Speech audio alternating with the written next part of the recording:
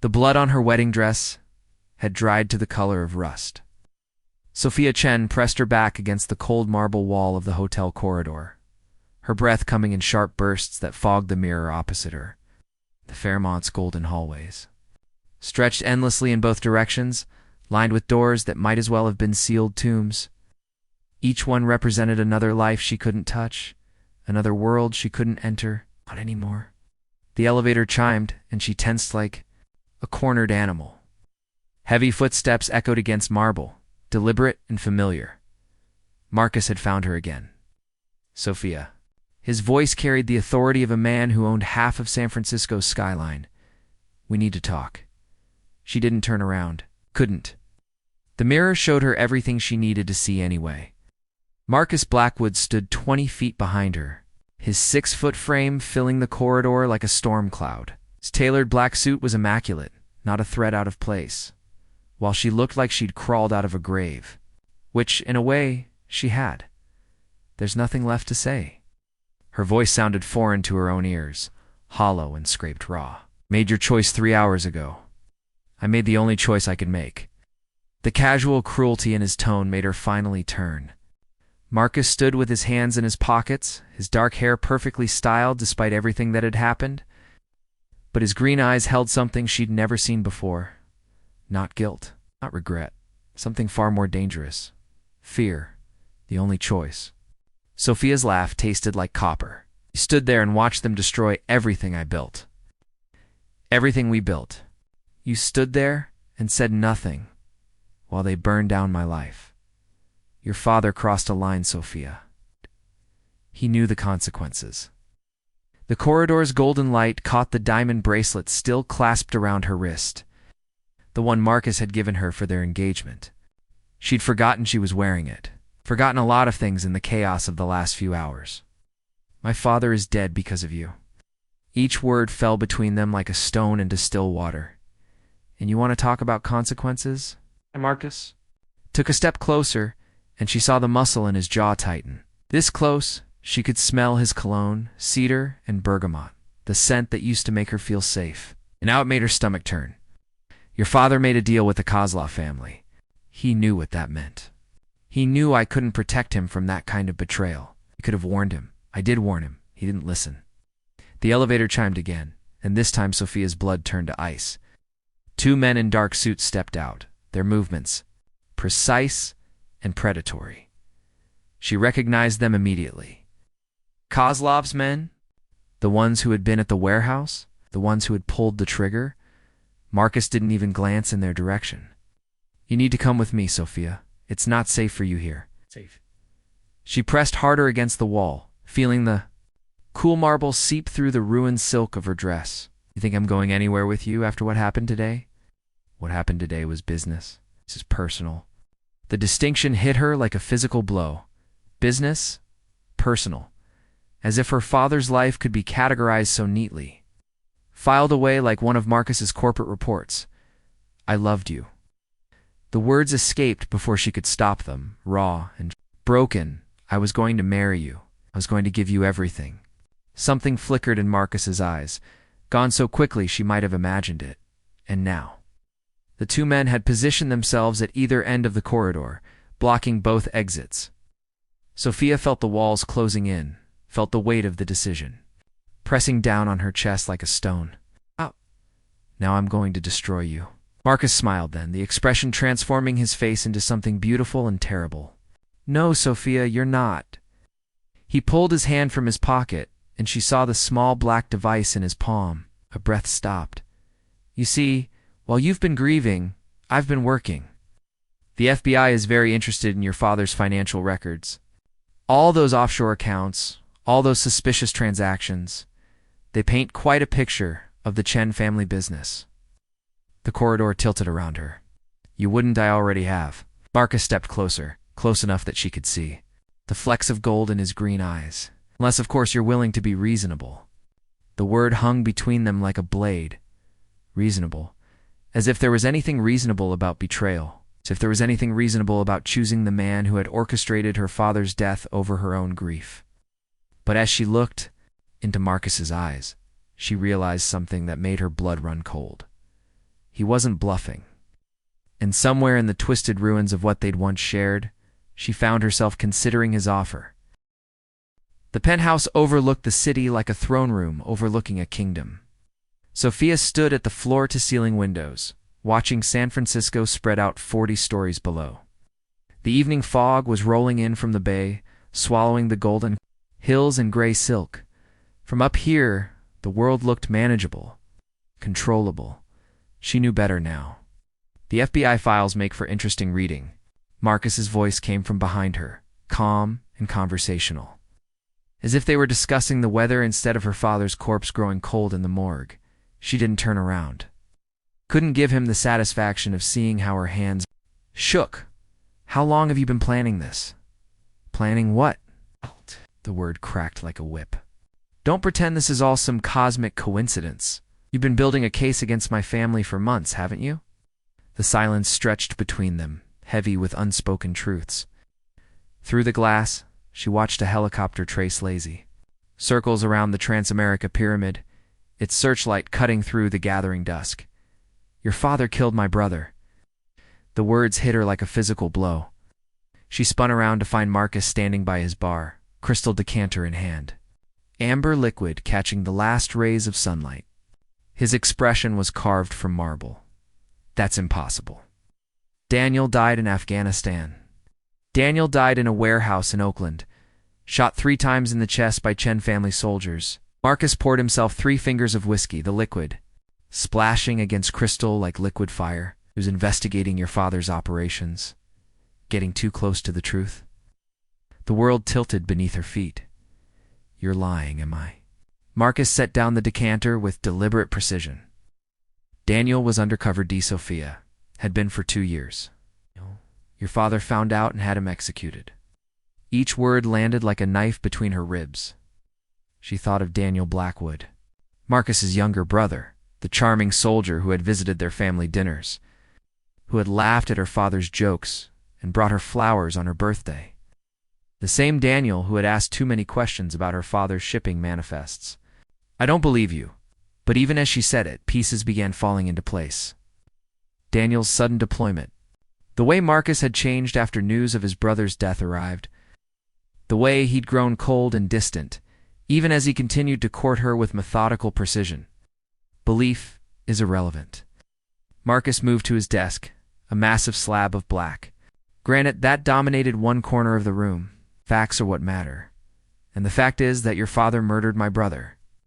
The fact is that I've spent 3 years building a case that will put every member of your organization behind bars for life. He pulled a manila folder from the desk drawer and tossed it onto the coffee table between them. Photographs spilled out like accusations, her father shaking hands with known criminals, bank transfers to offshore accounts, shipping records that documented enough illegal arms to start a small war. Les Marcus continued, settling into the leather chair behind his desk. You helped me finish what I started. Sophia stared at the photographs, seeing her father's face in a dozen damning situations. The man who had taught her to ride a bicycle, who had held her when she cried over her first broken heart, who had walked her down the aisle just hours ago, pride shining in his dark eyes. The same man who had ordered the execution of the person she loved most in the world. What do you want from me? Information? Access? Proof of the things I can't prove alone. Marcus leaned back in his chair, studying her with the patience of a predator. You know where the real records are kept. You know which judges are on payroll, which politicians take bribes. You know everything. And in exchange, your freedom, a new identity, enough money to disappear and never look back. He paused, letting the offer settle between them. Or you can choose pride over pragmatism. Honor your father's memory by joining him in the ground. The threat was delivered with surgical precision, wrapped in reasonable tones that made it sound almost like a favor. Gosh. Sophia walked to the bar and poured herself a drink with steady hands, though her insides felt like shattered glass. You want me to betray everything I am? I want you to choose who you want to be. Marcus stood and crossed to the windows, standing close enough that she could feel the heat radiating from his body. The question is whether you're your father's daughter or your own woman. The whiskey burned going down, a clean fire that reminded her She was still alive, still breathing, still capable of making choices, even terrible ones. "If I do this," she said slowly, "what happens to us?" The question hung in the air like smoke. Marcus turned to look at her, and for a moment his mask slipped. She saw the boy who had loved her once, before grief and vengeance had carved him into something harder. "There is no us, Sophia. There never was." The honesty was more brutal than any lie could have been. She set down her glass and walked to the desk, looking down at the photographs of her father's sins. "I need guarantees. Written contracts. Proof. That you'll honor your side of the bargain? Of course. And I want to see Daniel's file, everything. If I'm going to destroy my family for your brother's memory, I want to know exactly who he was." Marcus nodded slowly. Agreed. She picked up one of the photographs, studying her father's face. In the image, he was smiling, shaking hands with a man she recognized as Viktor Kozlov. Both men looked pleased with whatever deal they were making. The same deal that had gotten her father killed just hours later. There's something else. She looked up to find Marcus watching her with an intensity that made her skin burn. "If I do this, I want the truth about today. About what really happened at the warehouse. Sophia. All of it, Marcus. Every detail. Every decision. Every moment you chose revenge over love." His jaw tightened, but he nodded. "Very well." She held out her hand, surprised by how steady it was. "Partners, then. Until this is finished." Marcus took her hand, his skin warm against her palm. For a moment they stood connected, bound by betrayal and necessity, and the ghost of what they'd once shared. Then he smiled, and she realized her second mistake of the day. The first had been trusting him once. The second was trusting him again. Part 3. The truth. The file landed on the glass table with the weight of a gravestone. Sophia stared at the manila folder that held Daniel Blackwood's entire undercover operation.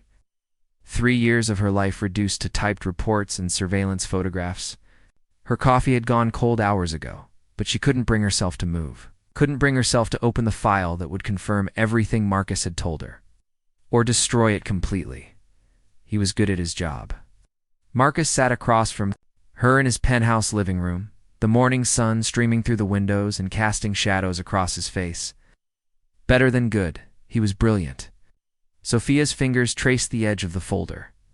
"How long did you know about the undercover?" "Work from the beginning. I helped get him the assignment." Marcus leaned forward, his green eyes holding hers. "He volunteered, Sophia. Said he wanted to make a difference." The words hit her like ice water. She opened the file with trembling hands, and Daniel Blackwood's face stared back at her from a dozen surveillance photos. Young Ernest, with Marcus's same strong jaw, and the kind of smile that made you want to trust him. The kind of smile that had fooled her family for 2 years. "He was wearing a wire the night he had dinner with us." Her voice sounded hollow even to her own ears. "The night we celebrated my engagement to you." Yes, the simple admission was worse than any elaborate justification could have been. She flipped through the pages, seeing her father's criminal empire laid out in meticulous detail. Bank records, shipping manifests, recorded conversations, all of it documented by the young man who had sat at their table and laughed at her father's jokes. "Did you know?" She looked up to find Marcus watching her with an intensity that made her skin burn. "When you proposed to me, did you know what Daniel was doing?"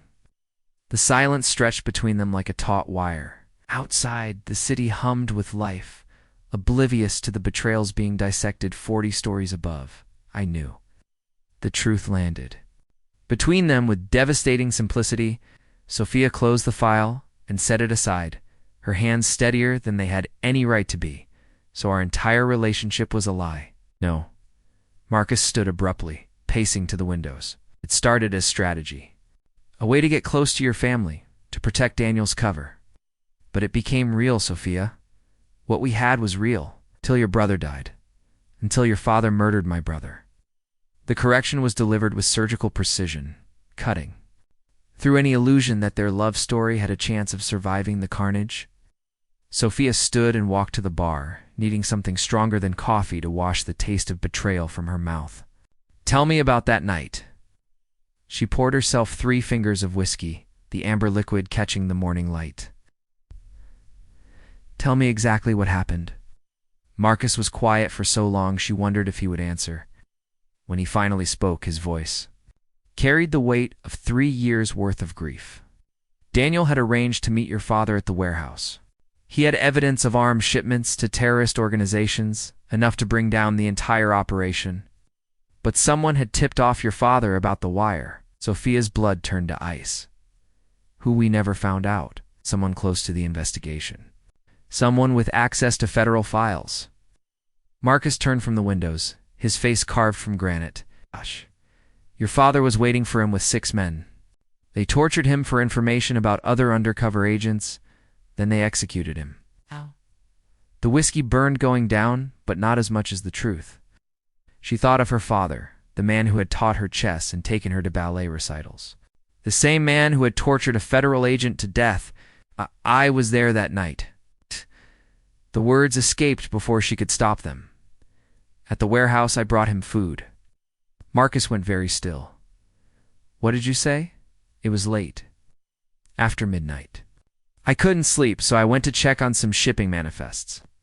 I saw lights in the warehouse and thought someone had broken in." Her hand tightened around the glass. "I found my father and his men. They were standing around something in the center of the room. Someone." The memory came flooding back, sharp and terrible. The smell of blood and fear.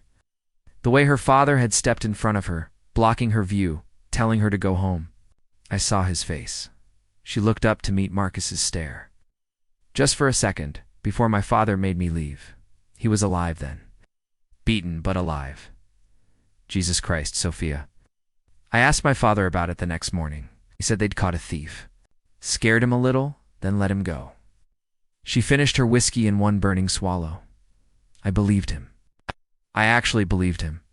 Marcus crossed to her in 3 quick strides, his hands gripping her shoulders. "Did you see who else was there? Did you recognize any of the men? Viktor Kozlov, his son Dmitri. Uncle Chen from the shipping office." She met his eyes, seeing her own horror reflected there. "And someone else. Someone I didn't recognize. A woman with blonde hair." Marcus's grip tightened. "Describe her." "Tall, mid-30s. She was giving orders to the others like she was in charge." Sophia searched his face, seeing something shift.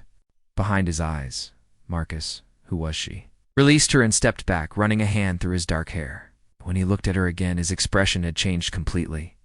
"Her name is Catherine Walsh. She's FBI." The bottom dropped out of Sophia's world. "What?" "She was Daniel's handler, the only person besides me who knew about his operation." Marcus's voice was deadly quiet. "She's also the person who told your father about the wire." The revelation hit her like a physical blow. She sank onto the leather couch, her mind reeling. The FBI betrayed their own agent. "Not the FBI, Catherine. She was on your father's payroll for years. Daniel found out and was going to expose her." Marcus sat beside her, close enough that she could feel the heat of his body. That's why he had to die. And Catherine, still active, still reporting to both sides, still getting agents killed. His jaw tightened. "Unless we stop her." Sophia looked at him, seeing past the mask of control to the raw grief beneath. This wasn't just about justice or revenge. This was about a brother who had died because someone he trusted had sold him out. "What do you need from me?" "Access to your father's private files. The ones that detail his relationship with Catherine, his payments to her, his knowledge of other federal operations." Marcus leaned forward, his green eyes intense. "Evidence that will put her away forever, and then Daniel can rest." She nodded slowly, understanding the weight of what he was asking. To betray her father's memory completely, to help destroy the last remnants of the empire he had built. But as she thought of Daniel Blackwood's young face, beaten and broken, in that warehouse, she realized she had no choice. "There's something else you need to know." She met his eyes, seeing the question there. "About why my father was killed today." Marcus went very still. "What about it?" "It wasn't the Kozlov family who ordered the hit. She watched his expression change, watched understanding dawn in his eyes. It was Catherine Walsh. She found out you were getting close to the truth. And she needed my father silenced permanently. The silence that followed was deafening. Then Marcus smiled, and the expression was beautiful and terrible. Which means, she has no idea you're working with me now. Sophia felt a chill run down her spine as she realized what he was suggesting. What they were both considering. The hunter was about to become the hunted. The key turned in her father's private safe with a soft click that sounded like a death knell. Sophia knelt in the hidden room behind her father's study, surrounded by 3 decades of accumulated secrets. File cabinets lined the walls, filled with documents that could topple governments and destroy lives. The air smelled of old leather and newer fear. Marcus stood guard at the door, his silhouette sharp against the hallway light. They had been searching for 6 hours, and dawn was breaking over the city like a reluctant witness. Found it. Her voice was barely a whisper as she pulled a thick folder from the safe. Catherine Walsh's name was written across the tab in her father's careful handwriting, along with a date from 5 years ago. The first payment. Jesus. Marcus moved closer as she opened the file, revealing bank transfer records, photographs, and handwritten notes that documented a corruption so deep it made her stomach turn. She's been feeding him information for years. Sophia flipped through pages of federal case files, all marked with Catherine's access codes. Drug raids that failed because the suspects had vanished. Witnesses who died in mysterious accidents. Undercover agents whose covers were blown at precisely the wrong moment. All of it orchestrated by a woman sworn to uphold justice. Look at this.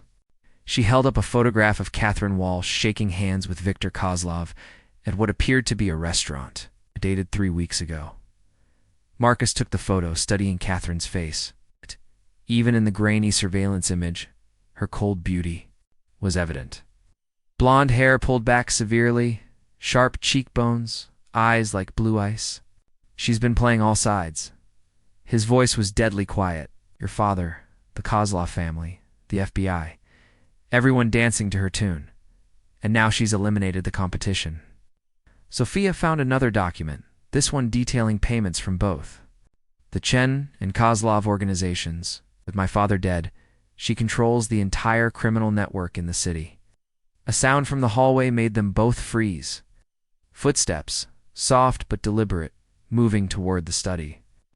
Marcus drew his pistol in. One smooth motion, gesturing for Sophia to stay low. The footsteps stopped outside the hidden room. I know you're in there. Catherine Walsh's voice carried the authority of a federal agent and the coldness of a killer. Both of you. Sophia's blood turned to ice. They were trapped in a room with only one exit, facing a woman who had orchestrated her father's murder. And God knew how many others. Agent Walsh. Marcus kept his gun trained on the doorway. Fancy meeting you here, Mr. Blackwood. Miss Chen. Catherine stepped into the light, and Sophia got her first clear look at the woman who had destroyed her life. She was smaller than expected, almost delicate, but something in her pale blue eyes suggested the kind of violence that came from years of practice. She was also armed. I assume you found my little insurance policy. Catherine gestured toward the files scattered around them. Your father was quite thorough in his documentation. Almost obsessively so. Thorough enough to hang you. Sophia stood slowly, her hands visible but ready.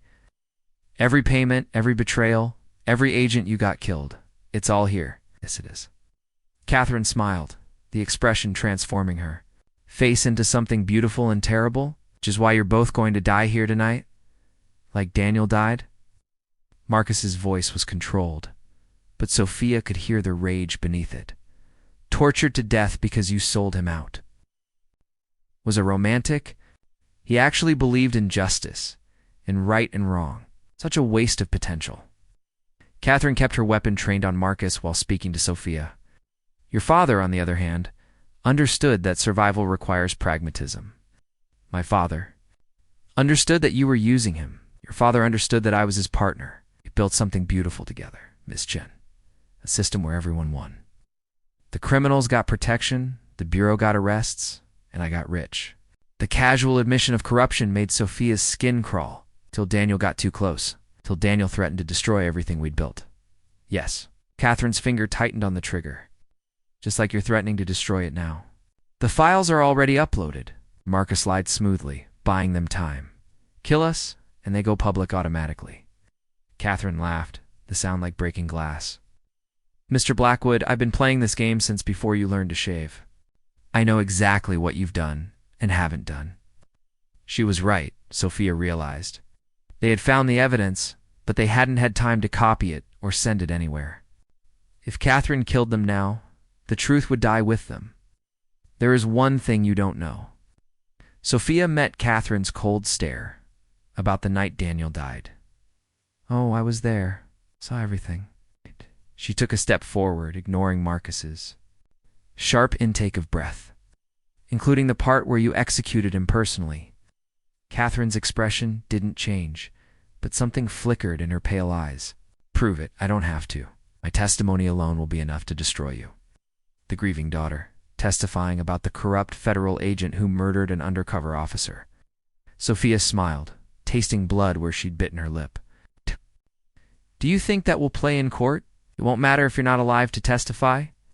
The standoff stretched between them like a taut wire. 3 people with guns, surrounded by evidence of decades of corruption. Outside, the city was waking up, oblivious to the reckoning taking place in a hidden room 40 stories above. Then Marcus moved.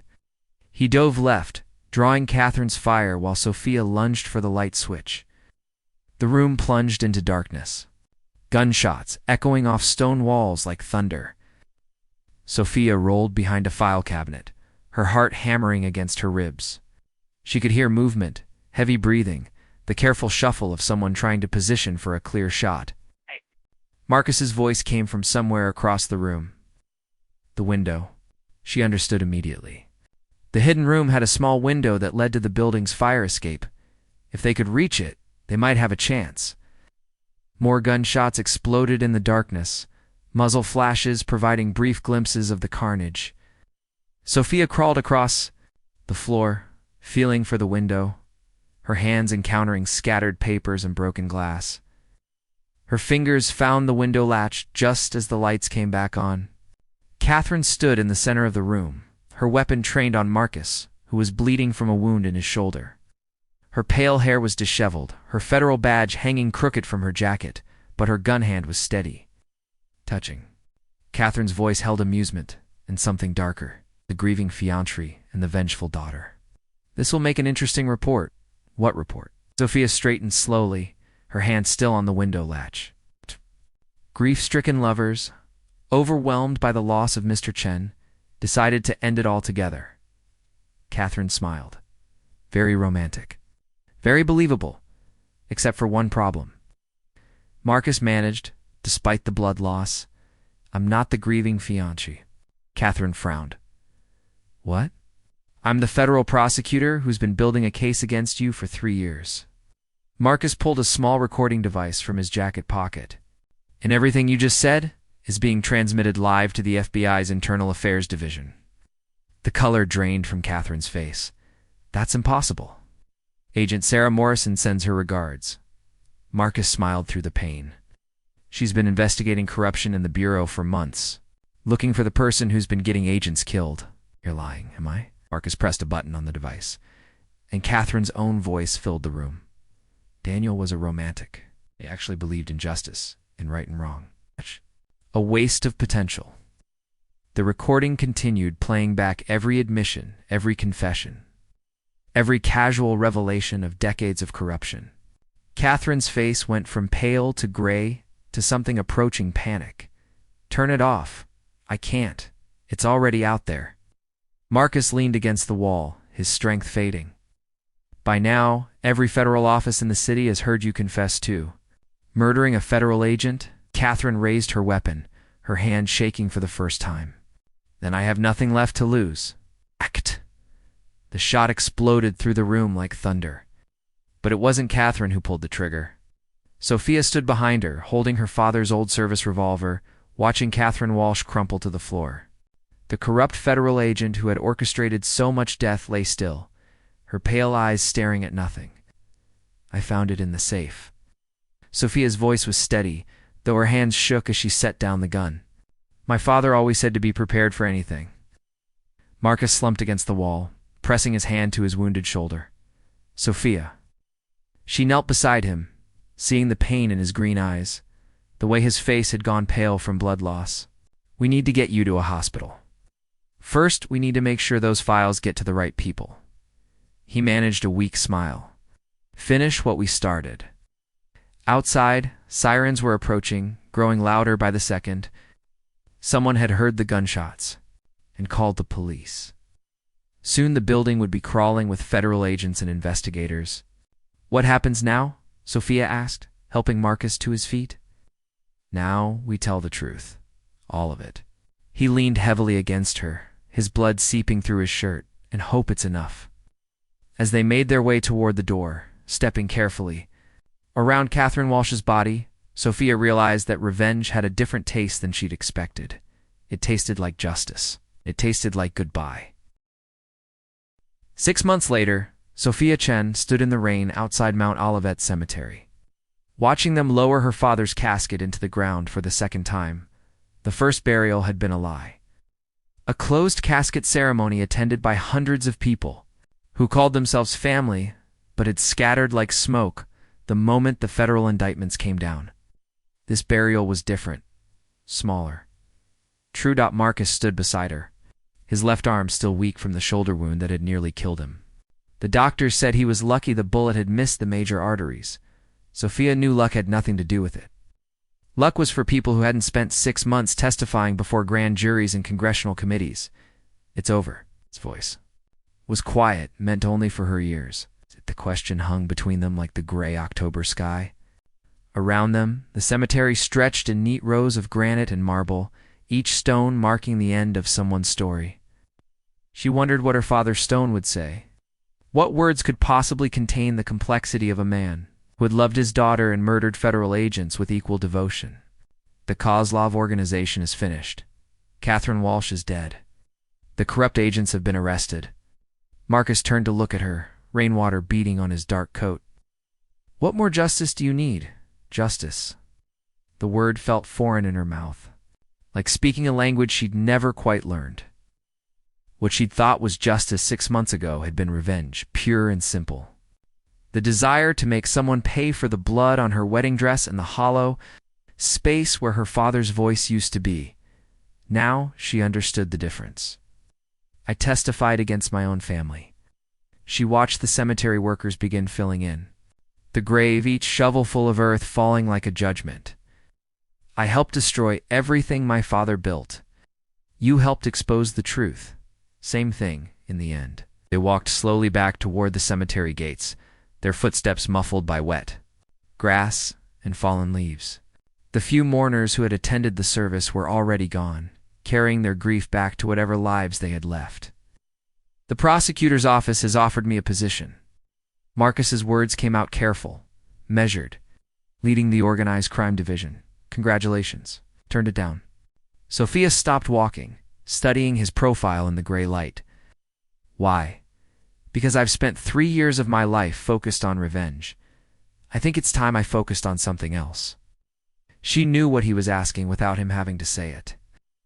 Same question that had been hanging between them for months, unspoken but present in every conversation, every shared glance during their testimony. What we had was built on lies, Marcus. Your lies. My father's lies. My lies. She pulled her coat tighter against the October chill. How do you build something real on that foundation? You don't. He stopped beside her, close enough that she could feel the warmth radiating from his body. You start over. With the truth this time, the truth. Sophia almost laughed at the simplicity of it, as if truth were something you could choose, like a coat from a closet, rather than something that chose you. But as she looked into his green eyes, she saw something that made her chest tighten, not the cold calculation that had marked him 6 months ago, not the grief-driven determination that had fueled his hunt for Catherine Walsh. Something warmer. Something that looked almost like hope. I killed someone, Marcus. The words came out hollow, matter of fact. I shot Catherine Walsh in the back while she was threatening you. Saved my life. I became my father's daughter. She turned away from him, watching a groundskeeper tend to flowers that would die with the first frost. The same violence, the same willingness to pull the trigger when it served my purposes. It's not the same thing, isn't it? She faced him again, seeing her own darkness reflected in his eyes. We both used each other. We both lied. We both killed people we thought deserved to die. How are we any different from the people we destroyed? Marcus Was quiet for a long moment, considering her words with the same careful attention he'd once given to building his case against her family. When he spoke, his voice carried the weight of months of sleepless nights.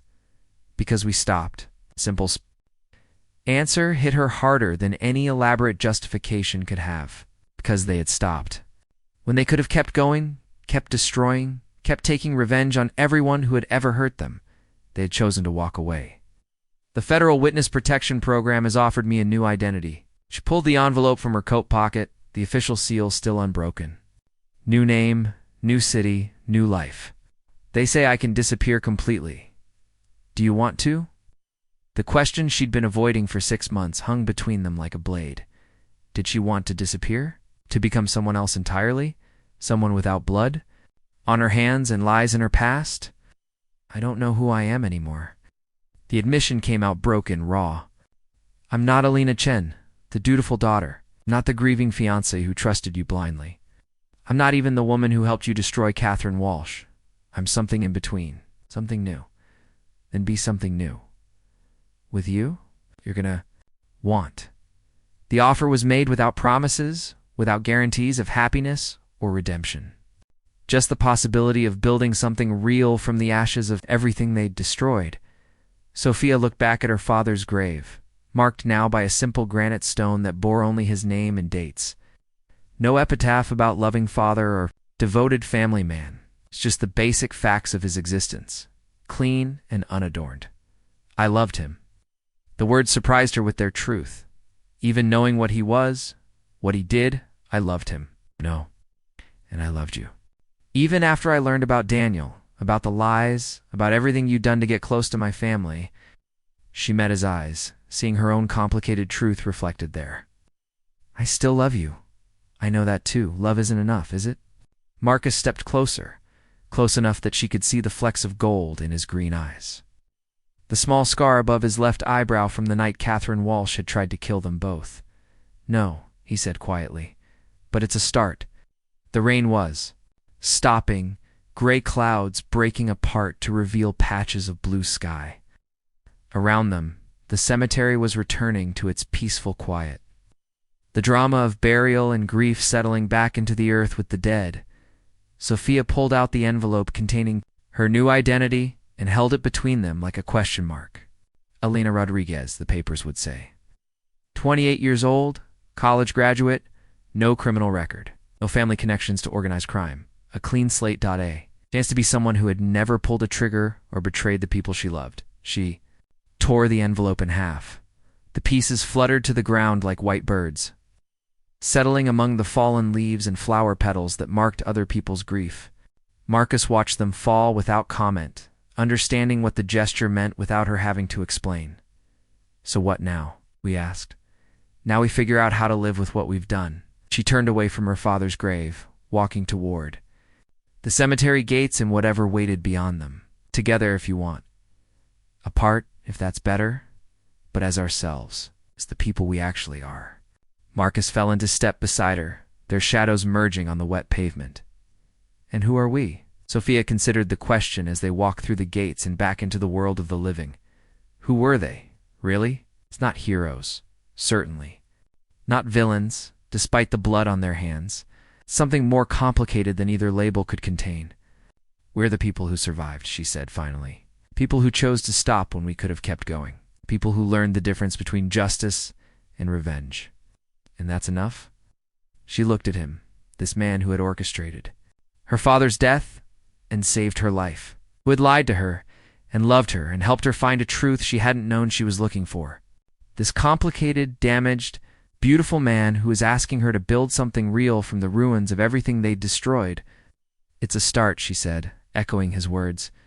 As they walked away from the cemetery together, Sophia Chen felt something she hadn't experienced in months. Not happiness, exactly, not peace, but something close to both. The possibility of becoming someone new, someone worth saving, someone worth loving. Behind them, her father's grave settled into the earth that would hold his secrets forever.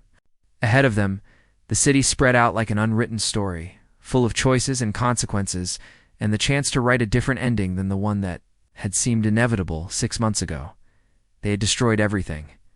Now they would see what they could build. The end asterisk like this video if the story touched your heart. Subscribe for more emotional tales, and share with someone who believes in the power of true love. And let us know in the comments. We love connecting with our global community of romance lovers.